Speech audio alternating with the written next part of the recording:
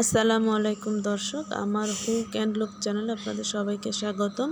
আমি কুশি কাটারে আজ অনেক গুরুত্বপূর্ণ একটা টপিকস দেখাবো। সেটা হচ্ছে ম্যাজিক রিং, যেটা কুশি কাটারে প্রাথমিক শেখার একটা জিনিস। সেটা করার জন্য প্রথমে আমাদের সুতা লাগবে। সুতাটা আমাদেরকে 2 আঙ্গুলের মাধ্যমে এটা করে নিতে হবে। 2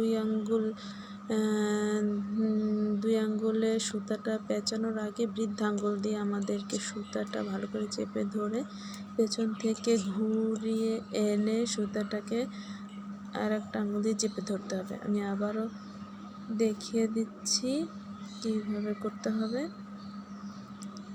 সুতাটাকে বৃদ্ধাঙ্গুল দিয়ে চেপে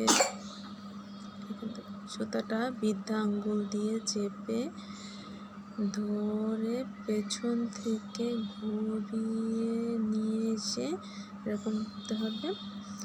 তারপরে কুশি কাটারে হুক এই সুতার ভেতর থেকে ঢুকিয়ে এই সুতাটা টান দিয়ে নিয়ে এসে একটা লুপস বানাতে হবে।